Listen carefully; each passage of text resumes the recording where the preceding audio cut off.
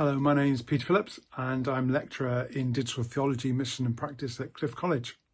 And I wrote the foreword for this Oxford Handbook in Digital Theology. What does it mean to be human in the digital age? But since the publication of Defining Digital Theology, that defining article in 2019, the field has moved with remarkable speed. What began as an exploration of 4 developmental waves, from using digital tools to communicate theology, through to prophetic theological reappraisal of digitality itself. What's the theological impact of digitality? It's matured into something much more ambitious.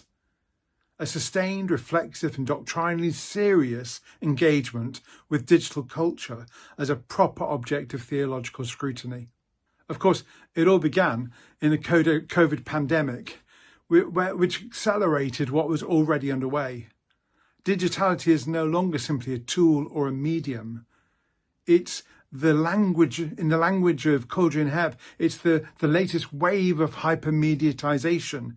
In Romelli and Araldi's words in 2025, it's the cultural habitus in which we live. In Markham terms, even earlier, the very essence of algorithmic culture itself.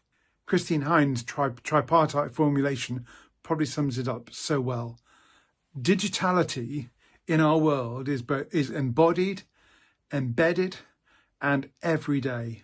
Yet the foreword to this handbook introduces a slightly more unsettling register, which seems to be prophetically right for 2026 when we think about the potential demise of the human race in the face of AI.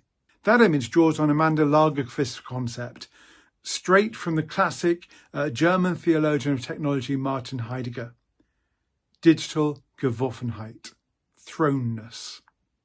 An image by which we are simply thrown into life. And there we have to find our own way. We have to struggle to make things work, to think through the things that have become part of who we are.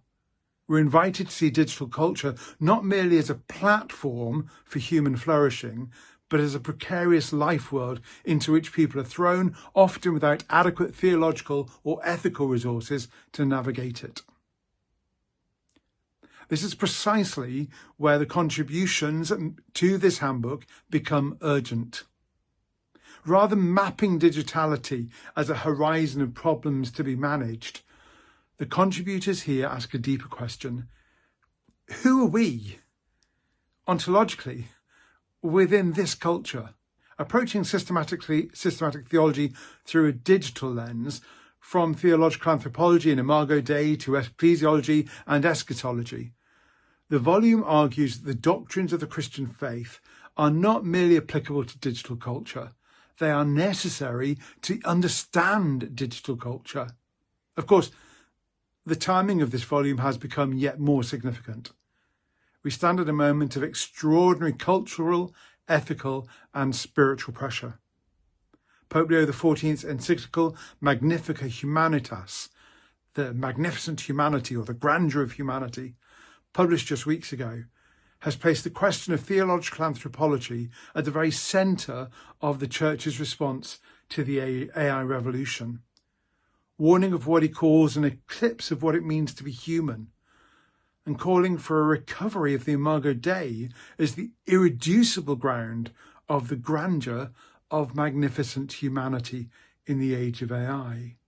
And yet perhaps we also need to have Geworfenheit, thrownness, Amanda Lagerquist's exister, somebody who is struggling at the edge of society, alongside that idea of a magnificent humanity.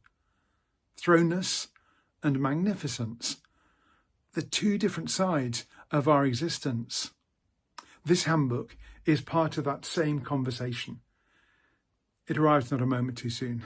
And so I invite you to read through the chapters, find out more about digital theology, and explore what God is saying in our world today.